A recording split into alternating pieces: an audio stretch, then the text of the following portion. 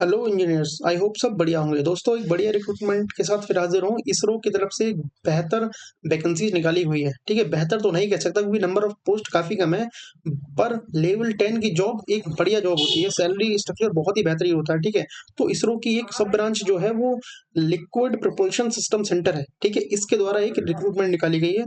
तो ये देखो, एडवर्टाइजमेंट जो है ना वो 25 तारीख का है। ठीक है, ये अभी शॉर्ट नोटिफिकेशन है, पर ध्यान रखना कि फॉर्म तो कल से ही अप्लाई चालू होने वाले हैं। ठीक है, तो फॉर्म आप 28 तारीख से ही भर सकते हैं। ठीक है, ये देखिए डेट नीचे दे रखी है। इसकी बाद हम बात करेंगे। पहले बात कर लेते हैं कि सैलरी स्ट्रक्चर सिलेक्शन प्रोसेस क्या रहने वाला है। देखो, सबसे पहले पोजीशन जो है ना वो साइंटिस्ट इंजीनियर की रहने वाली है और लेवल 10 की जॉब रहने वाली है। भाई, लेवल 10 तक अगर आप लेवल 2 से ज्वाइन करते हैं ना तो लेवल 10 के लिए 20 साल लग जाते हैं कम से कम, क्योंकि सैलरी इसके अंदर देखो 56,100 से लेके 1,77,500 है। ठीक है, तो सैलरी स्ट्रक्चर बहुत ही बढ़िया है। ठीक है, सबसे पहले क्या है, जैसे ही आप क्या देखो, मैं बताऊंगा कि अप्लाई कैसे करना है लास्ट में। तो जैसे ही आप वेबसाइट पे जाते हैं, ठीक है, कैरियर का ऑप्शन खोलते हैं, वहां पे करंट ओपनिंग का सिस्टम आता है। तो जैसे ही करंट ओपनिंग पे आप क्लिक करोगे ना तो अप्लाई नाउ का सिस्टम आएगा। ठीक है, तो वहां पर क्या है, पोस्ट कोड दे रखे होंगे। जैसे 803 पोस्ट कोड है पहला। ठीक है, अब 803 पोस्ट कोड पे वैकेंसी कितनी है, 1 दे रखी है। ठीक है, क्वालिफिकेशन क्या है कि बीटेक आपने किसने मैकेनिकल से किया होना चाहिए, मैकेनिकल प्रोडक्शन से करा होना चाहिए, क्योंकि मैकेनिकल के अंदर दो ब्रांचेस आती हैं, एक मैकेनिकल प्रोडक्शन और एक आती है मैकेनिकल ऑटोमोबाइल। ठीक है, तो यहाँ पर क्या है, प्रोडक्शन वाले क्या एलिजिबल है। ठीक है, दूसरा क्या है, अगर एम टेक बेल्डिंग में की रखी है आपने, ठीक है, या mechanical welding and sheet metal में कर रखा है, तब भी आप क्या है, एलिजिबल हैं। ठीक है, अच्छा, अब दूसरी क्या है, दूसरा पोस्ट कोड क्या है, 804 है। इसमें भी वैकेंसी कितनी दे रखी है, 1 दे रखी है, और इसमें भी एलिजिबल कैंडिडेट कौन है, बीटेक मैकेनिकल इंजीनियरिंग। ठीक है, इसके अंदर ऐसा कुछ स्पेसिफाई नहीं है कि प्रोडक्शन इंजीनियर है या ऑटोमोबाइल है, इसमें मैकेनिकल इंजीनियरिंग होनी चाहिए किसी भी ब्रांच से। ठीक है, तो अब इसके अंदर देखो, दूसरी क्वालिफिकेशन अगर है तो एम टेक इन टर्बो मशीनरी।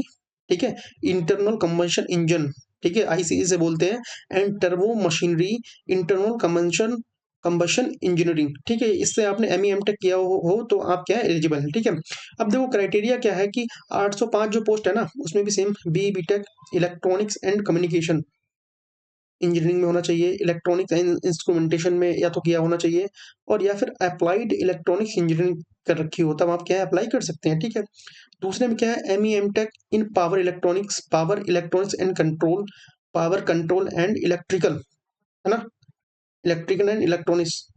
ठीक है, जो पावर सिस्टम में होनी चाहिए, high voltage and power system engineering, industrial power control and drive, चाहे वो आपने पावर सिस्टम इंजीनियरिंग में कर रखी हो, चाहे वो इंडस्ट्रियल आईपीसी में कर रखा हो, तब भी आप क्या है, एलिजिबल इसके अंदर है। ठीक है, अब बात करते हैं 806 पोस्ट कोड। इसमें वैकेंसी कितनी, एक ही दे रखी है।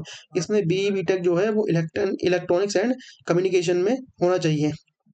और तो देखो, इसके अंदर ब्रांचेस जो है वो सिलेक्टिव ब्रांच हैं, तो भाई ये ब्रांचेस से मतलब बीटेक एम टेक सिलेक्टिव बच्चे ही करते हैं।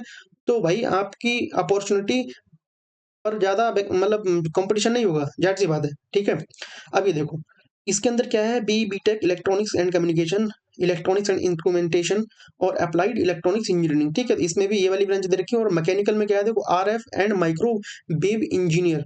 देखो ये वाली ब्रांच जो है ना वो हम जो एम टेक करते हैं ना उसमें स्पेशलाइजेशन में करते हैं हम। ठीक है, तो बीटेक में होती है पर बहुत ही रेयर बंदे लेते हैं। ठीक है, माइक्रोवेव एंड ऑप्टिकल इंजीनियरिंग में या तो आपने किया हो, ठीक है, या माइक्रोवेव इंजीनियरिंग एंड माइक्रोवेव्स में किया हो, तब आप क्या है, एलिजिबल है। अब देखो, दो वैकेंसी दे रखी है 807 पोस्ट कोड में। ठीक है, इसमें क्या है, मेट्रोलॉजी से आपने अगर बी बीटा कर रखा है तो आप इसमें क्या है, एलिजिबल कर पाएंगे। इसमें एम टेक का कोई क्राइटेरिया नहीं दे रखा है। ठीक है, अब एक बात देखो, इनने बोल दिया है कि बी बीटेक में अगर आपका 65% मार्क्स है, सीजीपीए कितना है, 6.84, तभी आप क्या एलिजिबल है। ठीक है, और जबकि एम टेक में क्या है, 60% यानी 6.5 है, तो आप अप्लाई कर सकते हैं। ठीक है, तो ये है इसकी क्वालिफिकेशन। लेवल 10 की जॉब है, मिस मत करना, फॉर्म जरूर भरना। हो सकता हो ये एक वैकेंसी आपका इंतजार कर रही हो।